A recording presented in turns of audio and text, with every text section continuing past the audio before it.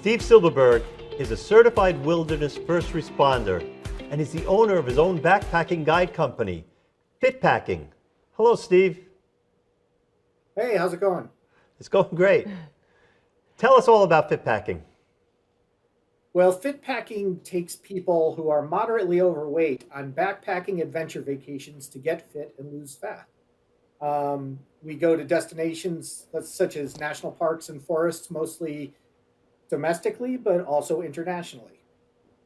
How'd you get into being a guide? Were you a park ranger before? No, so all my life I love to go backpacking. It's kind of been my hobby and passion. And then after years in the corporate grind, I was sitting at my desk thinking I was going to put a fork in my head and decided, hey, maybe I can change my life and go backpacking all the time. So I looked into it, and I noticed that whenever I'd come back from a vacation, that my pants fit a little bit better. I was kind of stress free, and I thought I could bring this to other people. So how fit Yeah. or not fit do you have to be to participate in Fitpacking? Yeah, can anyone do this? Sounds vigorous. There's no real exact answer to that. People continually surprise me by what they're capable of. You see a person who's perhaps, you look at them and think, oh, there's no way that person could carry 40 pounds on their back through the mountains. And then they not only do that, they exceed your expectations.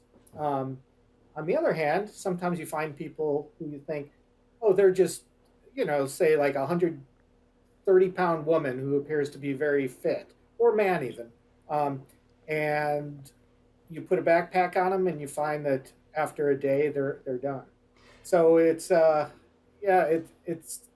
I wish, the one thing I would tell you is it's not for someone who is on The Biggest Loser, for example.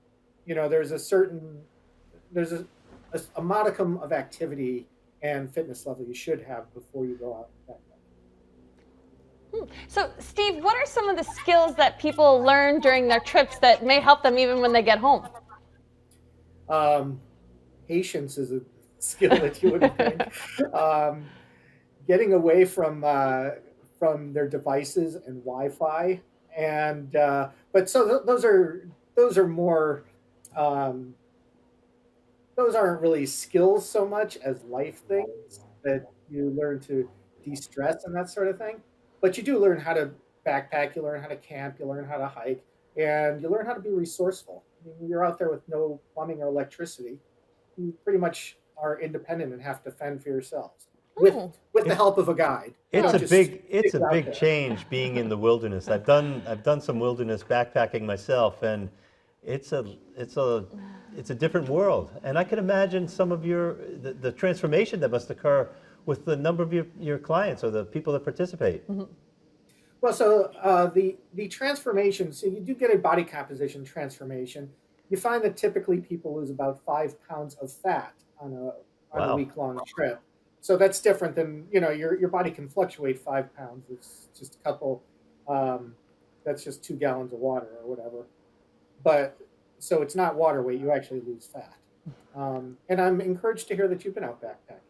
It's fun. It's just being in nature is an amazing thing, and I think people need more of it. So you see all types of people when you're on your trips.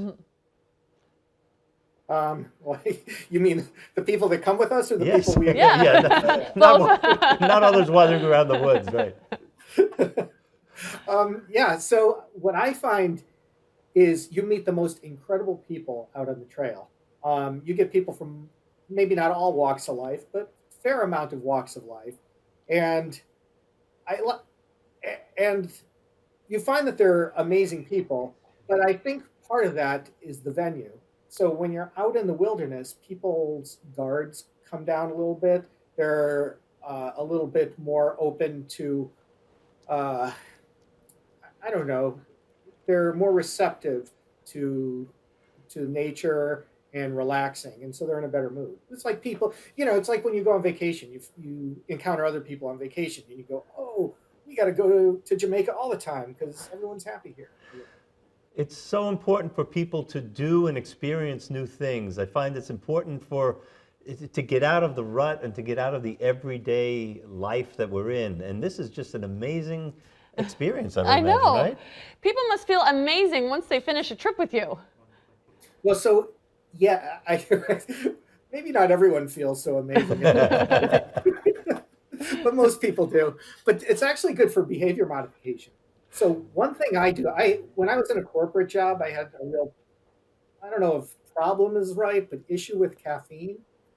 I still love my caffeine, but every time I hit the trail, I go cold turkey. I go a week without caffeine, and I find it brings me back down to normal, and I can go on and manage that going forward. Well, we have people do that, but they also can stop smoking cigarettes. They can stop certain Oh, that's types a of good eating idea. behaviors, Hmm. and Pretty and neat. it is a good way to and like I mentioned earlier, is there's a digital detox. Well, I want to know how Yeah. we start building. I know. Hey, Steve, we're ready to book our trip. Where can we go to find more information? Well, you could go to the website, fitpacking.com, and I guess that's about the only place you can go. Okay. Okay. Well, we are ready to start our fit packing adventure. Thanks, Steve. Thank you so much. Appreciate it. This is great. Dr. Drew. We'll be back with more of Finding the Good Life right after a quick break.